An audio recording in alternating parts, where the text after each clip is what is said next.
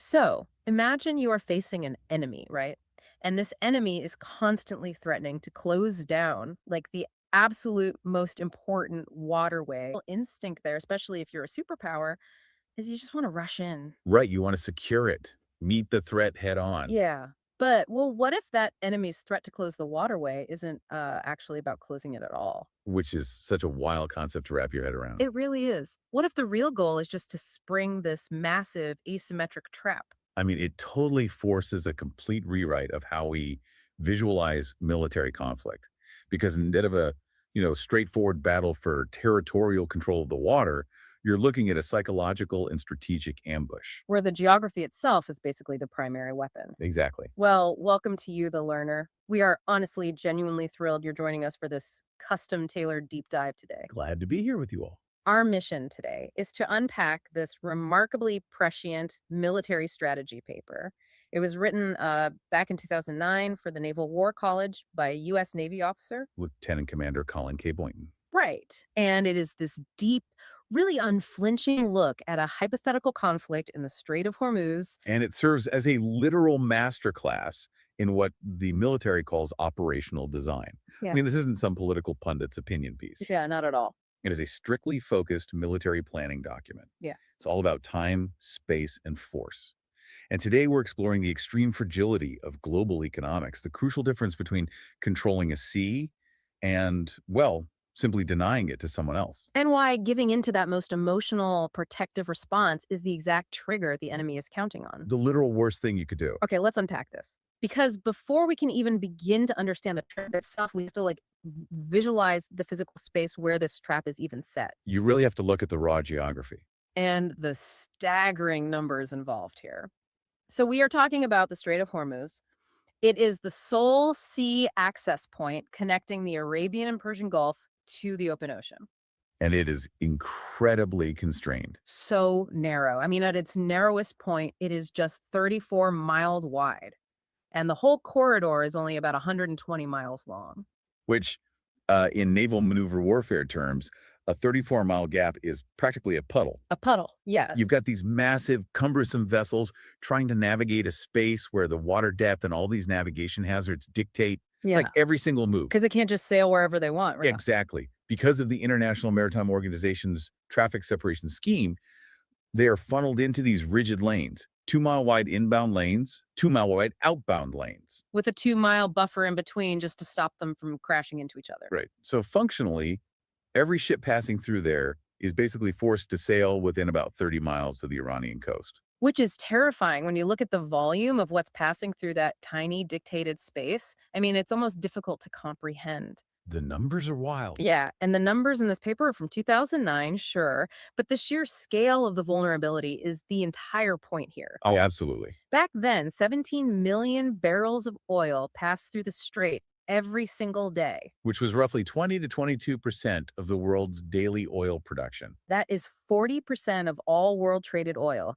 squeezing through this gap where you can practically see both shores. The global economy literally runs on the fuel passing through that specific stretch of water. I mean, it is the textbook definition of a strategic choke point. But the statistic that really forces you to pause, I think, is how that oil is actually moving. Yeah, this is the crazy part. Out of those 17 million barrels exiting the Gulf every day, 82% of it is carried on just 7 outbound ships. Just 7. 7. They're called very large crude carriers or VLCCs. Each one carries about 2 million barrels. It's hard to even picture that much oil.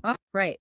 So to visualize this for you, the learner, imagine a massive, highly complex global financial system. Right. One that literally dictates the stability of nations. Okay. And the entire thing is balancing on the back of just 7 delivery trucks. Wow. And those 7 trucks have to navigate a single, crumbling, one-lane highway every single day. What's fascinating here is that this perfectly illustrates the economics of fragility. Mm.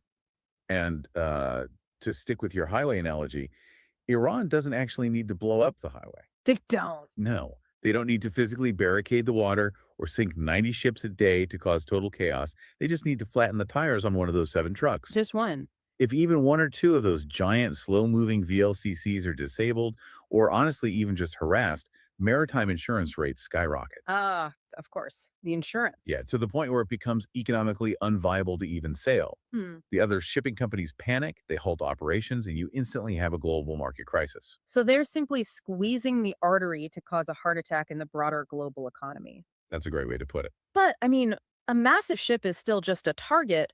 How does a smaller nation practically attempt to take on a superpower in this arena? Because, on paper, the US Navy is just a behemoth. It is. The U.S. has what we call a blue water navy. Blue water meaning open ocean. Exactly. They are designed to project overwhelming power across the deep open oceans of the world. Think massive carrier strike groups and cruisers dominating the Pacific or the Atlantic. Right, huge fleets. And Iran knows they absolutely cannot build a conventional blue water navy to go toe-to-toe with that kind of force. I mean, they would be annihilated in deep water. So instead, they built a military specifically engineered for this one puddle. Precisely. They rely entirely on a concept called sea denial rather than sea control. Sea denial versus sea control. I feel like that distinction dictates this entire conflict. It really does. Sea control means you own the water. You can sail freely, project power, and physically stop your enemy from doing the same. Basically, what the US Navy does. Right. But sea denial is entirely different. It means you accept that you might not be able to sail freely yourself, but you make absolutely sure your enemy can't either. Oh, Yeah, wow. you don't have to win the ocean. You just have to make it too costly in blood and treasure for the other guy to even enter. And their toolkit for sea denial in the strait is terrifyingly tailored for that specific geography. Oh, it's highly specialized. I mean, they use fast attack craft, FACs, armed with anti ship missiles. But the real threat, according to the paper, comes from over 1,000 fast inshore attack craft, the FIACs, Yeah, the FIACs, these are basically small, highly maneuverable speedboats. but armed to the teeth, right? Oh, yeah. Rockets, Yeah. torpedoes, heavy machine guns. And the tactic they employ with those boats is called swarming. Like bees. Exactly like bees. They don't attack one-on-one. They are literally trained to attack a single target in groups of 40 or more, coming from multiple vectors simultaneously. That's insane because a modern US destroyer has that incredibly advanced Aegis radar system, right? It does, Mm. but a swarm is specifically designed to overwhelm that tracking capability. It just exhausts the ship's close-in weapon systems. I mean, when 40 boats are firing rockets at you at once in a 2-mile wide lane. A 500-foot U.S. destroyer Yeah. simply doesn't have the geometric space to turn around or evade. It's just trapped. And then you add the coastline itself. The paper notes there are roughly 16,500 square kilometers of rugged, mountainous coastal terrain right along the strait. Perfect hiding spots. Exactly. Right. Iran uses mobile coastal defense cruise missiles.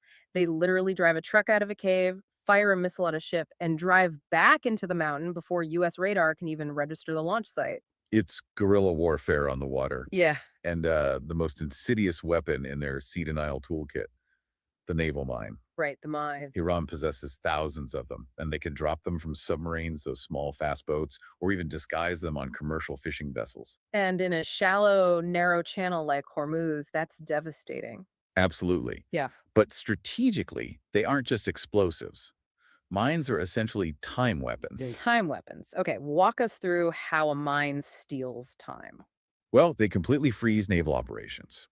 To safely move commercial shipping or warships through a mined area, you have to establish a cleared route. Using those dedicated mine countermeasure vessels, the Right. minesweepers. And the mechanics of mine clearing are just agonizingly slow. I mean, you're deploying sonar, you're sending down remote operated vehicles, or even human divers to identify and neutralize individual explosives. One by one. And the paper cites a specific historical example of this, right? Operation Candid Hammer from 1991 off the coast of Kuwait. Yeah, it's the perfect case study. During Candid Hammer, coalition minesweepers were operating under highly favorable conditions. Like peacetime conditions almost. Basically, they were dealing with relatively simple, older Iraqi mines, and they actually had the Iraqi mine length charts in their possession. They literally had the map. They had the map. And even with all those advantages, the sweepers only averaged clearing one single mine per day. One a day. Wow. And in the Strait of Hormuz, you wouldn't be clearing mines in peace. You'd be doing it while under active fire from coastal cruise missiles and barraging swarms of those fast attack boats. So put yourself in the position of the listener here. If we know Iran has these small boats and we know they have these pop-up missile launchers and thousands of mines, The instinct is to fight back. yeah, the instinctive reaction is overwhelming force. Why wouldn't the US Navy just steam into the strait with their cruisers and destroyers, form a wall of steel, and blast the threat out of the water to protect global trade? Well, that protective instinct, that overwhelming urge to place military steel between civilians and danger, that is the entire crux of the trap. Rushing in is the exact action Iran's strategy requires the US to take. Exactly. The author argues that Iran's actual strategic goal in threatening those oil tankers isn't just to disrupt the oil supply. The tankers are just bait. The tankers are absolutely bait.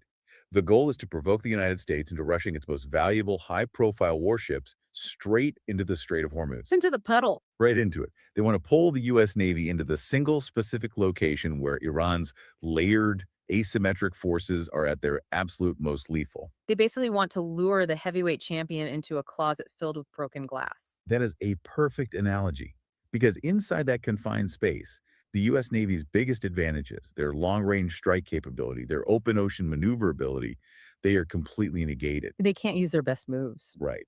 And the paper points heavily to the Millennium Challenge 2002 war game to prove this. Oh, this is It fascinating. was this massive $250 million simulation where a retired Marine Corps general, Paul Van Riper, commanded an adversary force clearly modeled on Iran.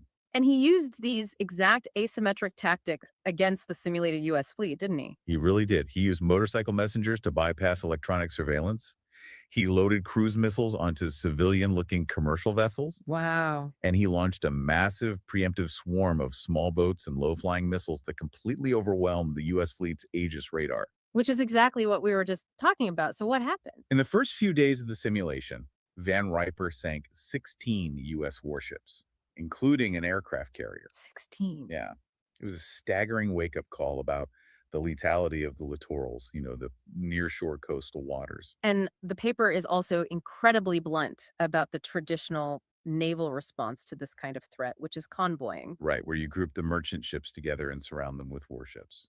But Boynton writes that convoying ships right away in this scenario is basically doomed to fail Hmm. because you cannot establish a convoy without first having local sea control. And Exactly. as we just discussed, you don't have sea control as long as those coastal missiles and mines are active. It becomes a deadly sequence problem. Right. I mean, the public, the media, politicians, they would all be screaming for the U.S. military to act immediately. Protect the oil. Right. But the paper argues, with cold military logic, that giving in to that emotional demand hands the enemy the exact fight they spent decades preparing for. Well, here's where it gets really interesting because the paper reveals a totally counterintuitive finding about the ships themselves. It turns out the civilian VLCC supertankers that everyone is so desperate to protect, they are incredibly hard to sink.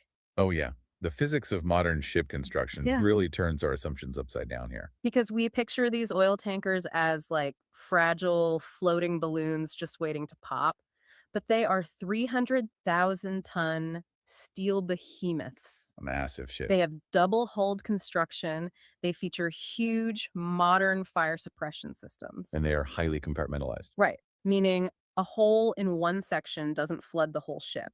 And the raw crude oil itself is relatively inert and highly buoyant in those massive tanks. It doesn't just explode like in a movie. Exactly. The author looks back at the tanker wars of the 1980s in the Gulf. Out of all the commercial tankers that were attacked with missiles and mines during that entire conflict, only 23% were actually lost. And many of those were much smaller, older, single-hulled ships anyway. Exactly. Now contrast that with how a modern warship is built. It's completely different. Yep. A U.S. destroyer is designed for speed, radar evasion, and lethality. Right. They're much smaller, they typically have single hulls, and they use lightweight aluminum in their superstructures. Not 300,000 tons of steel. Not at all. More importantly, they are packed to the brim with high explosives, jet fuel, and highly sensitive, fragile electronics, A powder keg. basically. In a confined, cluttered choke point where it cannot maneuver, a multi-billion-dollar warship is actually far more vulnerable to a catastrophic kill from a swarm attack than a massive crude-carrying supertanker. So the civilian delivery trucks are floating in better armor than the military bodyguards in this specific scenario. Ironically, yes. Well, if rushing in to play bodyguard is a deadly trap, what is the actual military solution here? Because the tankers are getting hit, the global markets are bleeding, the US has to respond somehow. If we connect this to the bigger picture, the response requires changing the sequence of the conflict entirely. Changing the sequence. Right. The paper's core operational recommendation is to exercise extreme strategic patience. You play wait and see with your naval assets. You deliberately keep the valuable warships outside the strait, completely out of range of the coastal missiles and the small boat swarms. So instead of using the sea, you use the sky. Yes, the U.S. has a trump card that completely bypasses the geographic constraints of the water, and that is massive, overwhelming, uncontested air power. Because Iran's small boats can't fly. Right. Iran's naval forces are lethal in the coastal waters, but they cannot effectively challenge U.S. air superiority. So the strategy is to systematically dismantle Iran's sea denial capabilities from above. Let's pick them apart. Exactly. You use aircraft to bomb the coastal missile launchers, destroy the small boat bases, and neutralize the command and control centers before a single U.S. sailor even enters the strait. You refuse to enter the trap, you just destroy the trap from the outside. The paper actually invokes Sun Tzu's famous maxim: first defeat the enemy strategy. Right. If their entire strategy requires you to be in the strait to kill you, you just refuse to go into the strait until you've dismantled their weapons. Because time is fundamentally on the side of the United States in this scenario, which brings up a fascinating economic paradox. Ah, this part blew my mind. The author points out Iran's massive, crippling vulnerability. Because Iran has some of the largest crude oil reserves on the planet. But in 2009, when this paper was written, they were importing up to 40% of their daily gasoline. 40%? Yes. How does a country with that much oil import its gas? It's the result of decades of historical underinvestment, international sanctions, and just infrastructure decay. They possessed the raw crude beneath the ground, sure, but they severely lacked the domestic refining capacity to actually turn that crude into usable fuel for their own cars, trucks, and military. So they pump the crude, sell it, and buy back gas. Essentially, yeah. Their heavy industry depended heavily on imported resources, and their citizens relied on government fuel subsidies that were funded directly by exporting the crude. Which means by threatening to close the Strait of Hormuz, Iran is essentially putting a tourniquet on its own neck. They really are. They are cutting off their own lifelines to global trade and gasoline imports. I mean, they can cause a massive shock to the global economy, absolutely. Hmm. But the global economy has shock absorbers, Like the strategic petroleum reserves. right? Strategic reserves, alternative supply chains, pivoting to other energy sectors. Mhm. Iran does not have those luxuries. No. The paper argues that Iran simply cannot economically sustain a prolonged closure of the strait. Without imported gasoline and oil revenue, their society and heavy industry would rapidly begin to break down. And the US could actively accelerate that breakdown without ever engaging in a single naval battle. Exactly. The paper suggests using air power not just on military targets, but to systematically strike refineries, fuel stockpiles, and key industrial facilities inside Iran. You let the economic pain do the heavy lifting. You make them bleed financially until their sea denial strategy just collapses under the weight of their own domestic crisis. It's a harsh attrition-based strategy, Right. I mean, without a doubt, but it is entirely focused on avoiding that initial emotional naval blunder. It shifts the burden of time and pressure squarely back onto the adversary. But destroying the physical trap is really only half the battle because even if the US uses air power and avoids the strait, they still have to deal with the cameras. The optics Right. They have to deal with the narrative. This military strategy of patience doesn't just win the physical war, it wins the public relations war. and the narrative dictates the absolute limits of modern conflict. The author notes that legitimacy is a center of gravity. And in military planning, a center of gravity is what? The primary source of your strength. Exactly. It's the hub of all power and movement. Mm. If you lose the moral high ground and lose legitimacy, your coalition falls apart and your war effort just collapses. So, if the US preemptively parks a huge fleet of warships in the Strait of Hormuz before a conflict even begins, Two disastrous things happen for that legitimacy. First, you give Iran the power to choose the exact moment the war starts. They just wait until their swarms are perfectly positioned around your ships.